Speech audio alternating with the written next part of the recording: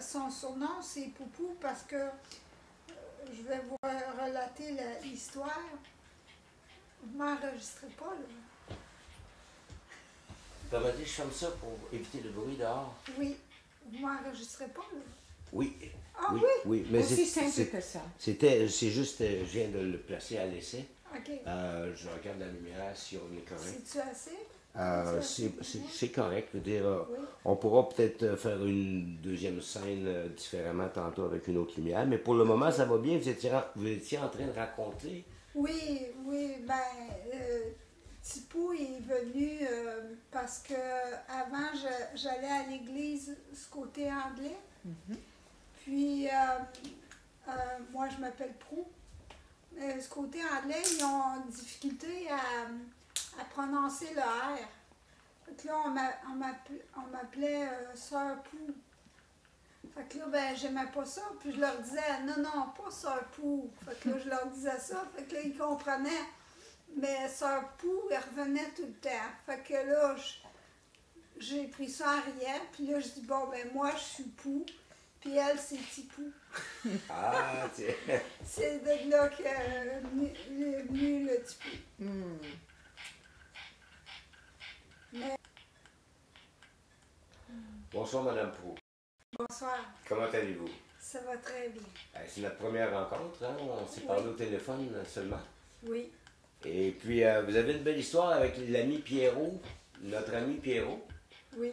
qu'on connaît, nous, depuis un bon bout de temps. Moi, ça fait 40 ans que je travaille avec Pierrot, d'une manière ou d'une autre. Et puis, il m'a parlé de vous beaucoup. Il est allé un bon bout de temps à la bibliothèque de l'Université de Montréal, c'est ça? Université du Québec. Du de Québec. Montréal. Ah, c'est là que vous êtes. Oui. Bon, c'est vrai. La Bibliothèque des Arts. C'est ça. Il aimait beaucoup aller là-bas. Il y a beaucoup de plantes. Puis il trouvait que les gens étaient sympathiques. Il y avait qu'est-ce qu'il avait besoin comme documentation. Ça fait combien de temps que vous le connaissez? Oh, ça fait pas si longtemps. Un an ou deux, peut-être qu'il était là Quelques il y a 2 ans, je Ouais, pense. quelque chose. Là, maintenant, il est à McGill ces jours-ci. Oui, il m'a dit ça. Il fait la tournée. Il m'a dit ça. Il a fait Concordia, il a fait l'Université de Montréal avant l'Université du Québec. Et puis c'est lui qui nous a parlé de vous pendant qu'il est allé à l'Université du Québec. Oui. Pierrot, c'est un chercheur. C'est un chercheur, puis sa passion, lui, c'est la connaissance. Et c'est un gars qui, en tout cas, il a déjà une maîtrise en philosophie. Mais plutôt que d'enseigner la philosophie, il est plus philosophe lui-même. Alors, dans ce sens-là, il est dans son rêve à lui. Et puis à la bibliothèque, il fait de la recherche. Et puis il fait de la recherche dans le contexte d'une idée qu'on a développée ensemble depuis maintenant, on est 8 ans là, sur ce projet-là ensemble. Marlene, devant vous, la jardinière, que je vous présente aujourd'hui, Marlene la jardinière, de l'équipe. Et puis l'équipe, on lui a donné un nom à cette équipe-là il y a quelques années passées. On appelle l'équipe Les Rêveurs Équitables. Il y a d'ailleurs un site internet qui s'appelle lesrêveurséquitables.com qui existe. Si vous voulez aller faire un petit tour là, vous allez voir nos premières histoires avec l'idée du pays œuvre d'art dont je vous ai parlé au téléphone. Oui. Et puis c'est dans ce contexte-là du pays œuvre d'art qu'on a pensé ensemble filmer votre histoire avec Dina et votre compagne depuis 14 ans, vous me dites son âge? Oui, 14 Pouvez-vous nous la présenter? Ben, Dina est née dans les alentours de 2001, je pense. 2001, 2002. J'avais sa mère dans le temps. C'était une période très difficile, puis on me déconseillait d'avoir un chien, puis j'avais jamais eu de chien avant, puis disons que je vivais des choses difficiles. Puis je sais pas, je me sentais poussée à aller, j'aidais une personne handicapée, puis j'allais avec elle, puis j'ai rencontré la mère de cette chienne-là, qui je l'avais appelée Peggy. Peggy? Oui, Peggy. OK. Miss Peggy. Peggy. OK, Oui, Peggy, OK. oui. Puis, finalement, avec le temps, j'ai tombé en amour avec cette race-là. Ah. Oui. Puis, j'ai pu l'acheter. Ça coûtait pas mal cher, mais après une couple de versements, j'ai pu enfin la prendre puis l'emmener à la maison. Là, on parle de Peggy, la mère de Dina. Oui. Ah, OK. Oui. En 2002? 2001, je pense. OK, 2001. donc on fait 15 ans, quoi. Ouais. OK. Puis, c'est ça, j'ai beaucoup aimé cette chienne-là, mais j'avais peur qu'elle s'ennuyait. Fait que là, on me déconseillait d'avoir 2 chiens. Fait que j'ai acheté une chatte. Puis j'ai eu beaucoup de joie avec mes animaux. Mhm. C'était de voir leur réaction. Vraiment, des fois, ils agissaient un peu comme des enfants. Il y a un ami qui me disait, oui, il dit, ça peut agir comme un enfant de 4 ans. Puis je trouve que c'est vrai. N'ayant pas eu d'enfant, ce que j'ai toujours voulu, mais la vie a décidé autrement.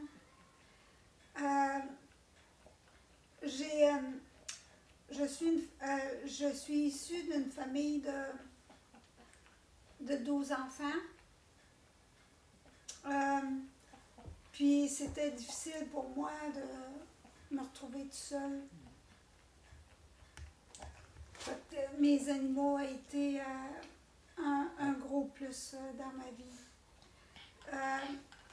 Je crois que avec ce que j'ai vécu,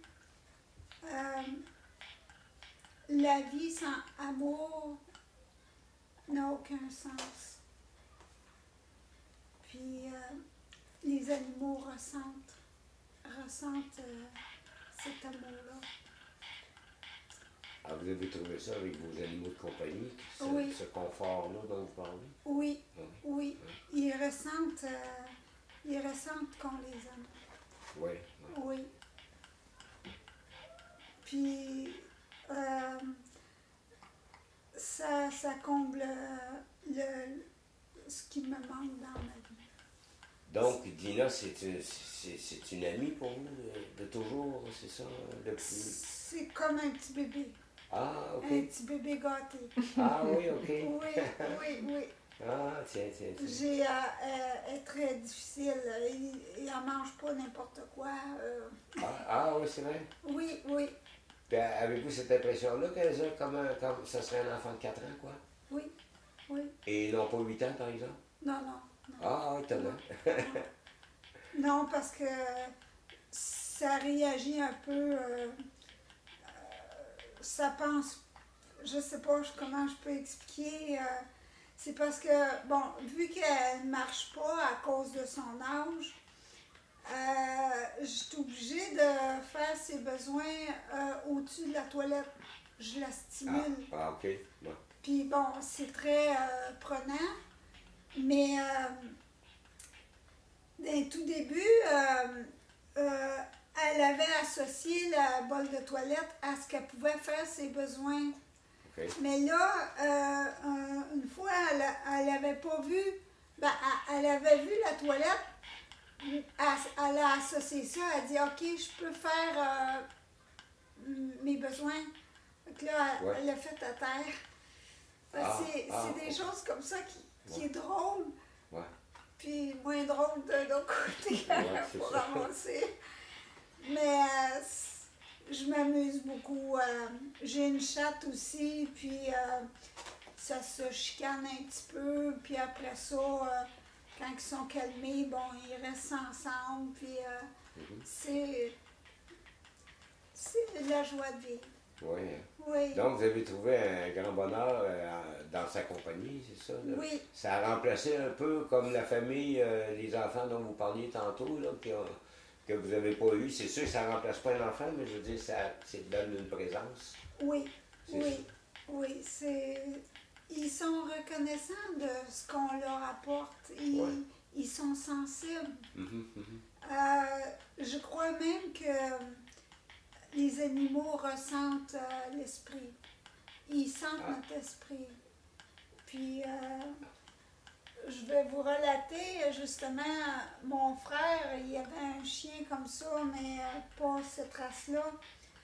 Il y avait comment qu'on appelle ça? Un Doberman miniature. Il y a peut-être un nom différent, je ne sais pas, mais il y avait un tout petit chien. Puis la journée où je me suis fait baptiser, lui, il ne savait pas, mais le chien allait toujours sur mon père. Mais cette journée-là, il est venu se coucher sur moi. Puis mon père, mon frère, il n'en revenait pas, il ne comprenait pas qu'est-ce qui se passait. Mais moi, je savais. Les animaux ressentent l'esprit. Ils ressentent beaucoup. Oui. Oui. Ils ressentent nos esprits. Pierrot me parlait particulièrement des soins que vous prenez de Dina. Oui. Il me dit que c'est ça, je ne sais pas si c'est handicapé ou si mais qu'elle a des problèmes avec ses jambes en arrière. Oui, elle ne marche plus. Elle marche plus par elle-même. Non. Puis mais Pierrot me parlait de votre dévotion pour l'aider à vivre sa vie dans ces conditions-là. Et vous avez même développé un système pour qu'elle puisse sortir avec vous et pas marcher, mais rouler dehors avec vous. Oui, je pourrais. Mais on pourra peut-être regarder, mais j'aimerais vous entendre sur l'idée de la dévotion que vous portez, parce que on parle de Dina, oui, mais Pierrot m'a aussi parlé, vous lui avez raconté l'histoire d'un petit arbre au travail dont vous avez pris soin des feuilles, une à une, que vous avez lavées en quantité phénoménale pendant longtemps, puis que pour lui garder la vie. D'où vient cette dévotion-là de chez vous qu'on trouve?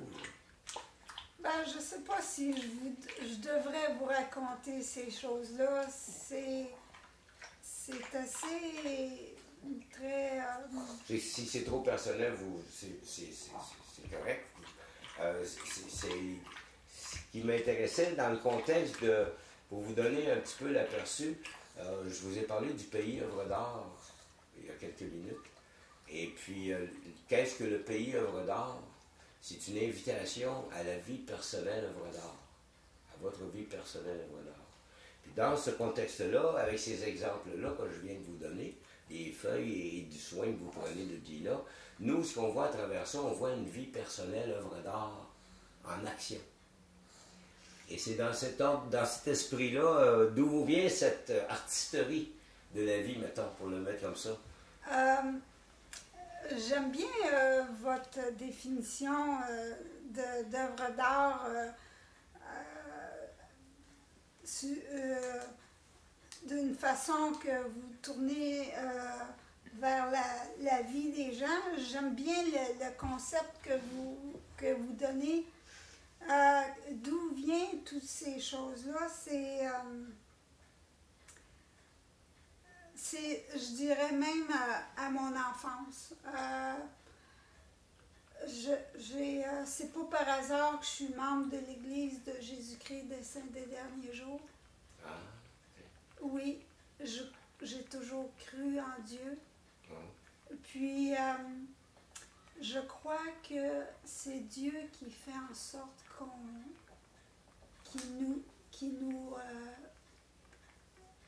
qui fait avec nous une œuvre d'art. Ah, okay. Oui. Okay. Dieu, il veut que chaque être humain devienne son œuvre d'art. J'ai souvent vu dans ma vie des gens changer, changer de vie pour le mieux. Et qu'est-ce que, quand on accepte de se conformer aux lois de Dieu, c'est merveilleux qu'est-ce que Dieu fait pour nous, mais aussi à travers nous pour les autres. Puis c'est merveilleux. C'est ce qui vous arrive? Oui. Ah, voilà.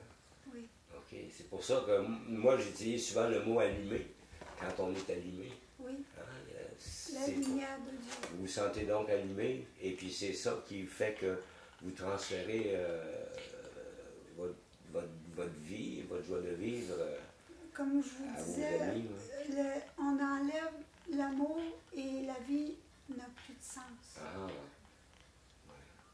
Puis Dieu, il veut qu'à travers nous, on puisse transmettre cet amour-là autour de nous. Et puis c'est pour ça que vous avez fait des roues pour Dina? Je les ai pas fait, je les ai achetés. Oui, ça existait déjà. Est-ce qu'on peut les voir? Oui, bien sûr. Oui.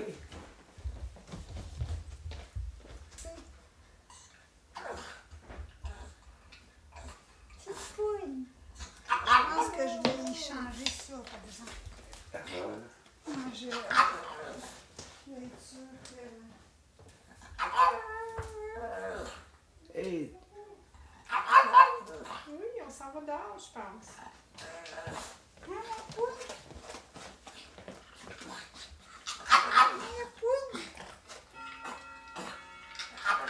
Bon, vous voulez que je l'installe? Ben, oui, si c'est bon ici, faisons-le, oui. Ok. Bien sûr.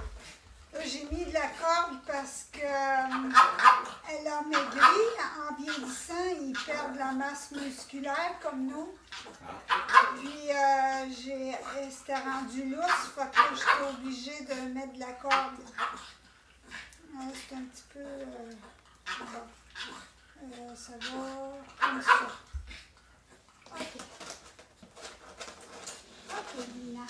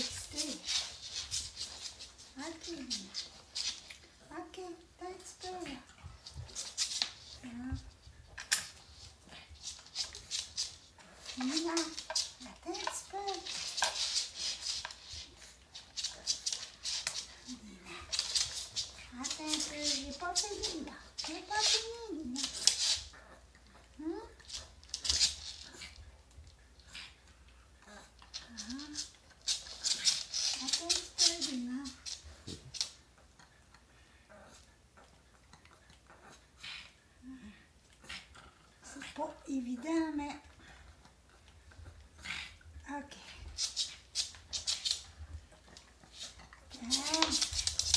Voilà. Wow.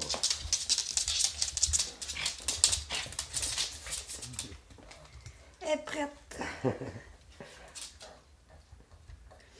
J'ai beaucoup de joie de voir qu'ils puissent être... vivre leur vie malgré les handicaps. Eux, ils acceptent plus leur situation que l'être humain.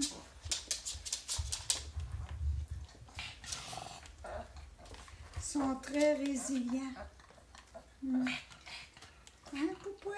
Tu viens-tu, la poule? Tu viens-tu me voir? Oh, la bonne fille! Oh, la bonne fille, Lina!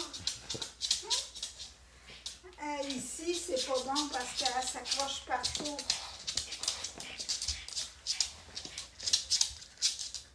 Elle se fatigue vite.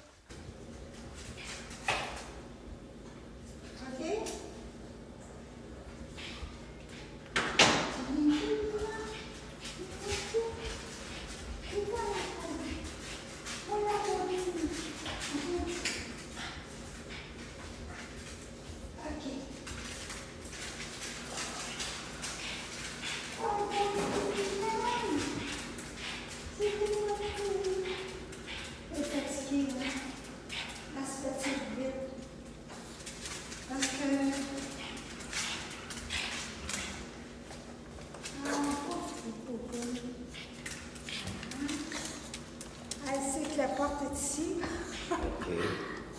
descendre un peu. Si vous voulez juste retourner là-bas, c'est parfait. Oui.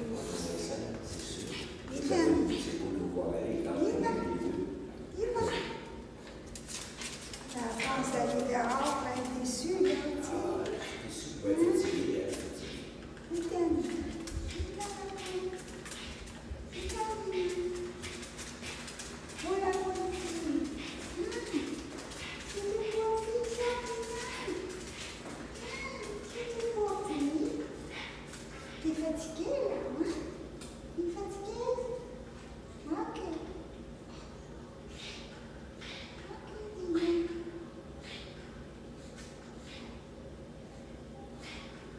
Viens-tu? Voilà, bonne fille. Voilà, bonne fille. Ah, c'est qu'il y a des voisins, des fois, elle aime bien. Il est dans la fille. Voilà, bonne fille. C'est une bonne fille, ça, Nina. C'est bon?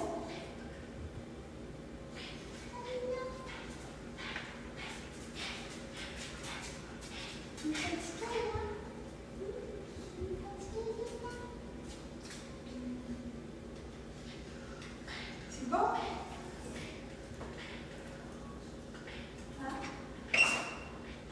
C'est bon.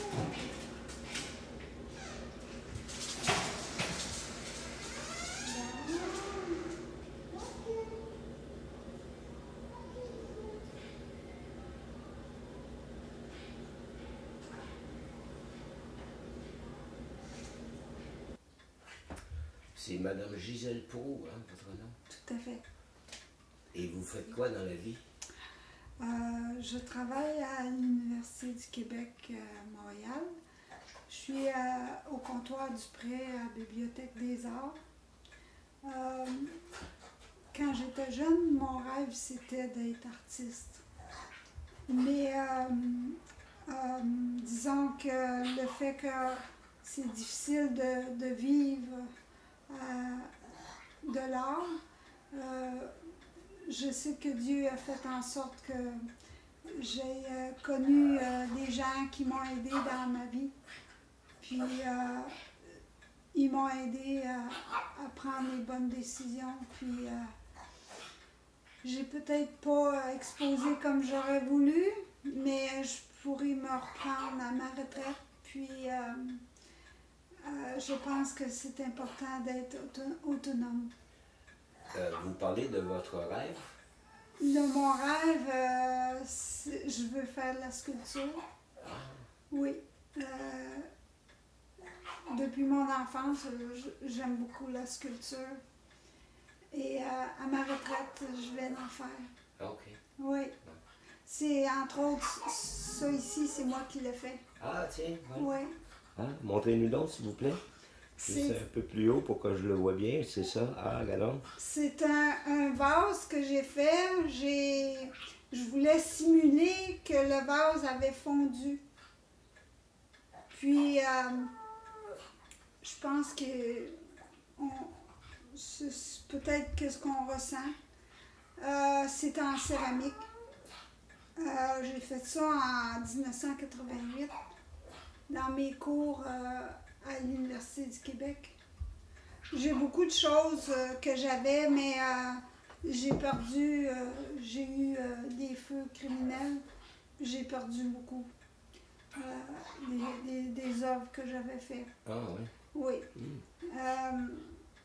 C'est drôle, entre autres, il y a un feu, entre autres, que j'avais passé au feu, puis il y a des gens qui s'étaient offerts pour m'aider à débroussailler dans le logement, puis j'avais accepté.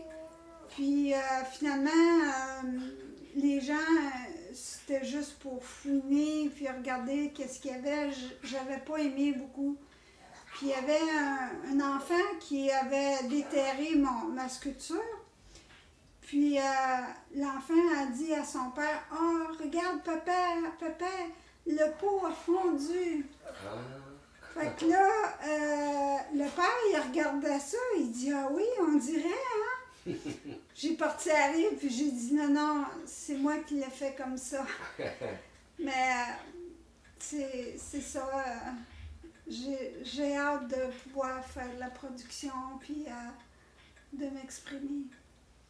C'est beau de vous entendre, c'est beau de vous entendre avec votre rêve. Pour faire suite à ce qu'on disait sur la vie personnelle d'œuvre d'art, l'invitation du pays œuvre d'art, Oui. je vais vous laisser avec comment on fait ça, la vie personnelle d'œuvre d'art. Avec Pierrot, que vous connaissez, c'est ce qu'on développe depuis un bon bout de temps et puis qu'on est en train de lancer autour du monde, avec votre présence ici aujourd'hui, pour en témoigner d'une vie personnelle d'œuvre d'art. Et puis, comment on fait ça? C'est qu'on a 4 questions qu'on fait voyager pour que chaque personne puisse développer sa propre autonomie. Les questions sont les suivantes. Quel est ton rêve? Mon rêve, c'est de faire toujours mieux pour les autres et faire la volonté de Dieu. Dans combien de jours? Ah, ça, c'est à l'infini. Qu'avez-vous fait pour votre rêve aujourd'hui? J'ai donné de l'amour autour de moi. Et la 4e question, comment votre rêve prend-il soin de la beauté du monde? Ou est-ce que vous pouvez répondre à reposer la question? Comment votre rêve prend-il soin de la beauté du monde?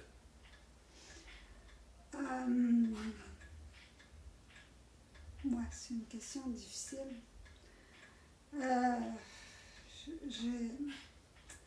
Je pense que en donnant de l'amour à travers les autres, eux aussi renvoient